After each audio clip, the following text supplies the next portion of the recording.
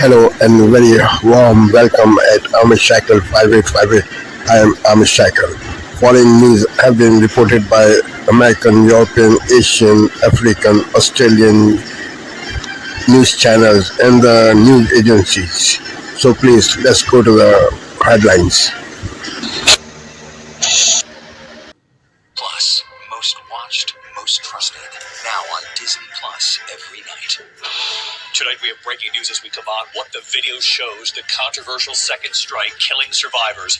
Lawmakers have now seen it. The video, military strikes played for members of Congress. One lawmaker tonight saying it was one of the most troubling things he has seen in public service. Another saying what he saw was entirely lawful. So Martha Raddatz standing by on what the video shows. Also breaking tonight, the surveillance, the alleged suspect placing multiple pipe bombs, unleashing fear in Washington. There's been a major break in this case. The disturbing video, federal agents summon masks, dragging a woman from her car as she screams, "I'm a U.S. citizen." Put in handcuffs, what Homeland Security is now saying tonight. This evening, the scare during takeoff, a bird strike as the Delta passenger jet takes off in the air, the flames shooting from the engine. You will hear the pilots. Just in tonight, for the first time, we hear the 911 call in the Luigi Mangione case. The person calling authorities from another state saying we believe he's here and what was allegedly found. Tonight, the bone-chilling cold, and it's about to get even worse. Records will be set, so Lee Goldberg in the forecast, what you'll face first thing in the morning. Outside Boston tonight, the husband on trial in the murder of his wife. You will hear a phone call made by the husband in the days after she disappeared, played in court. In New York City, dramatic high-speed chase, a driver speeding down the highway going the wrong way. The images coming in right now, the window washers left dangling, at least 15 stories up, the terrifying scene. Also tonight, here the images, the black lab found a half-mile out to sea. They used her air tag to find her, how they rescued the dog drifting away in the water. And tonight here, we remember a songwriter and guitarist sitting on the dock of the bay.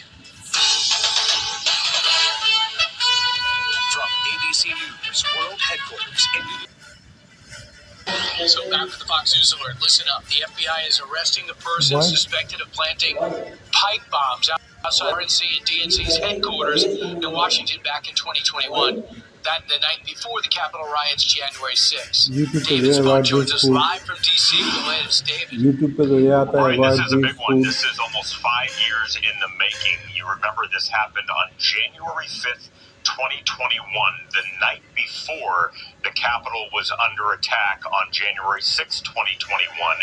A person who was completely covered in clothes and a sweatshirt, a hoodie, mask, gloves, you name it, placed pipe bombs outside both the DNC, Democratic National Committee headquarters, and the RNC, Republican National Committee headquarters. We don't know the suspect's name or anything else about the person at this time. We're told that will likely change as the day moves on, but we can say this was a male that was living in the Northern Virginia area outside of Washington, D.C., and this arrest was made by the FBI and other federal authorities here within the last hour or 90 minutes or so.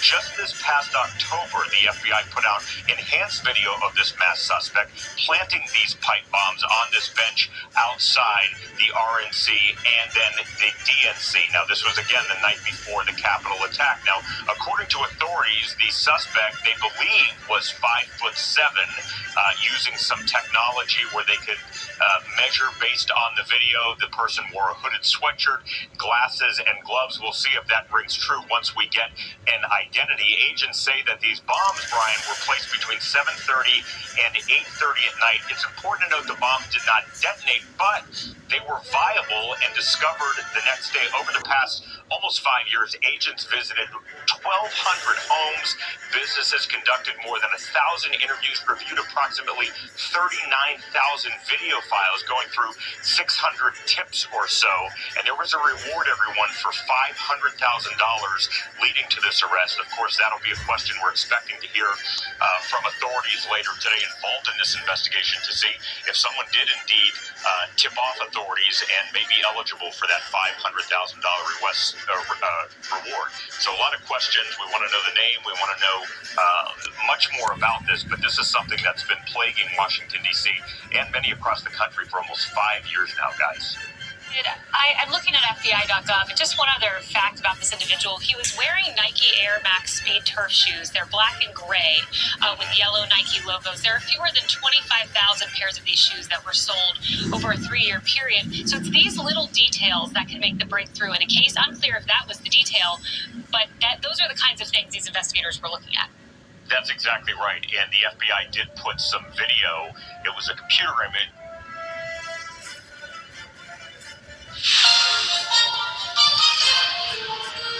On this Thursday night, get ready to shell out more at the grocery store. In dollars, it's our highest amount in 16 years. How much food prices will rise and why?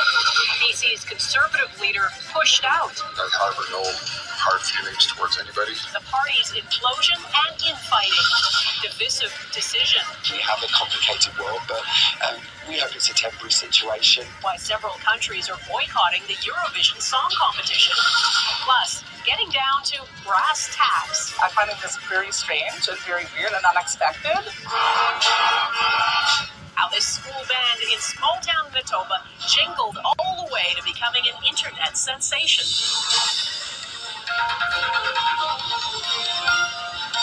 Global National with Donna Friesen. Good evening and thanks for joining us. 4 million of Canadians already struggling to afford sky-high prices. A forecast of what's to come in 2026 will not bring much comfort. According to researchers at Dalhousie University, the cost of food in Canada next year is expected to rise faster than overall inflation, largely driven by the price of meat, which could go up by 5 to 7%. Fruit and seafood is expected to rise a bit less. And Gaviola has our top story on how much more Canadian families could end up spending. Blame U.S. President Donald Trump's trade war, climate change, higher costs as part of the pandemic hangover. No relief in sight on the food inflation front. In dollars, it's our highest amount in 16 years. The latest food price report, compiled by several Canadian universities, projects an average family of 4 will pay nearly $1,000 more next year for groceries. The estimated total spend, nearly $18,000, an increase of 4 to 6%. We're not expecting beef prices to normalize before at least mid-year 2027. A big driver of that increase is meat, especially beef. Feed costs, many producers exiting the industry, but it's also the uncertainty, the economic uncertainty. Trump's tariffs and threats, the dark cloud expected to continue to stoke food prices, which have risen nearly 30% since 2020. There's a perfect storm of problems, which has really caused food prices to rise, not just in Canada.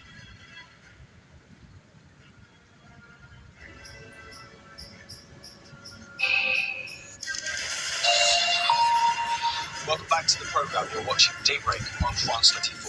Your headlines. Russia's Vladimir Putin state visit to India to strengthen trade and defense ties as the two come under economic pressure from Washington. The French President Emmanuel Macron wraps up his own visit to China, accompanied by the Chinese president for a tour of Chengdu. But pandas alone can't patch up rifts between the two sides. And Eurovision is crumbling. 4 countries pulling out of next year's contest after organisers said Israel is still welcome.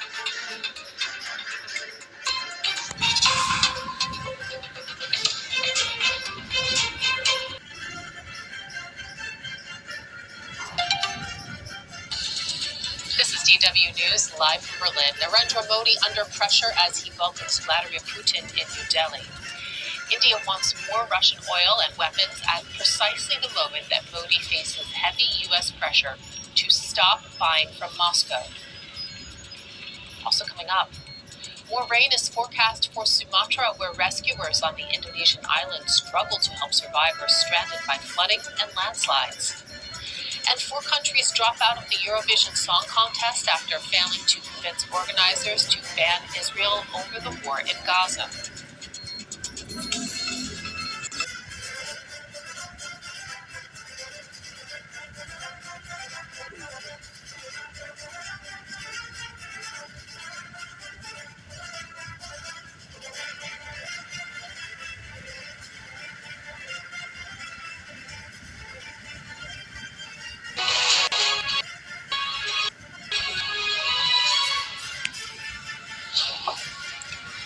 Hello and a very good morning. It's 7 o'clock. This is Mornings with Jones and Melbourne. I'm Anna. And I'm Kamali. Thanks for starting your day with us. Here's how we're looking.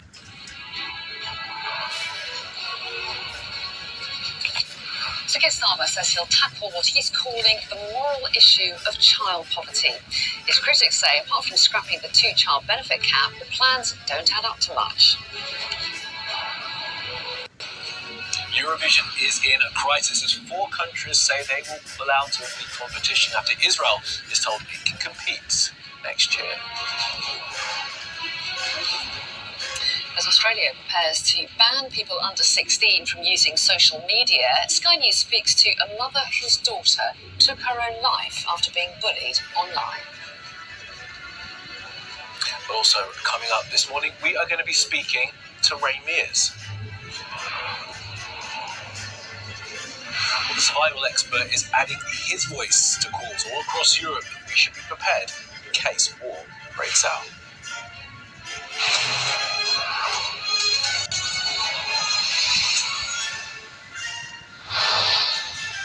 Hello and a very good morning. Thanks for joining us. The government is announcing its child poverty strategy today. It's pledged to stop children growing up in bed and breakfasts and to make on the ABC Listen app.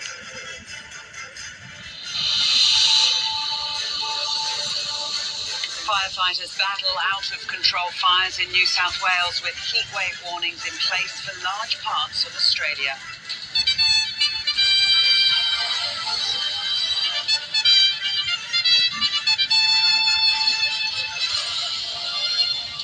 Victoria Police focus on finding Desi Freeman's body 4 months into the search for the fugitive.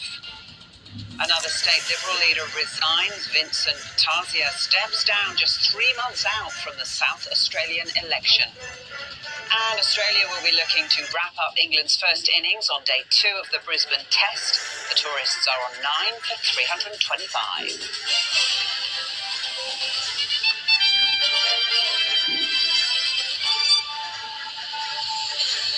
Hello, welcome to ABC News. I'm Lorna Dunkley. Firefighters are battling multiple blazes in New South Wales with heatwave conditions hindering efforts. This is Asia Now. It's 3 p.m. in Singapore and Hong Kong, 12:30 in New Delhi and 2 o'clock in Jakarta. I'm Lopesu FSR. Russia's president in India to court a crucial buyer in arms and oil, Vladimir Putin, on a high-stakes visit, his first in almost 4 years, with both Moscow and Delhi under their own pressures and looking to each other. Storm ravaging the India braces for more rain, hundreds still not found in nearly a week since deadly flash floods and landslides. China and France both say they support all efforts to end the war in Ukraine and pledge cooperation on global crises.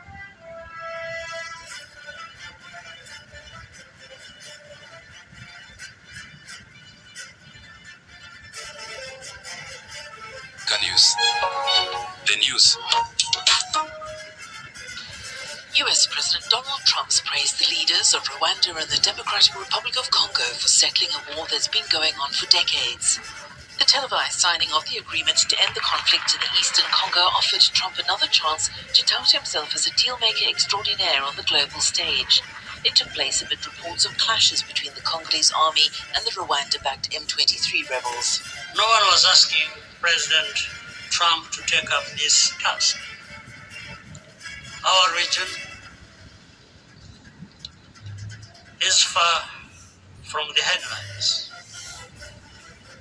But when the President saw the opportunity to contribute to peace, he immediately took it. This conflict has lasted for 30 years. We have seen countless mediations, efforts, but none has succeeded in resolving the underlying issues. President Trump introduced a new and effective dynamism. Also signed was an agreement opening the region's critical mineral reserves to Washington and US companies. I do believe this day is the beginning of a new path. A demanding path, yes indeed, quite difficult, but this is a path where peace will not just be a wish and aspiration, but a turning point. The Democratic Republic of Congo will fully play its part with dignity, with consciousness and consistency, and with the support of our partners. We will remain watchful, vigilant, but not pessimistic. We'll be clear-eyed, but resolutely optimistic. The pact follows months of peace efforts by the US and partners, including the African Union and Qatar. The M23 is not bound by its terms. Malaria killed around 610,000 people in 2024, the World Health Organization said on Thursday. Most of the fatalities occurred in sub-Saharan Africa, with children constituting the majority of the victims. Case numbers also went up from 273 million to an estimated 282 million, according to the WHO's annual malaria report. The agency cited rising drug resistance, climate change, and funding cuts as some of the contributing factors. It warned that the progress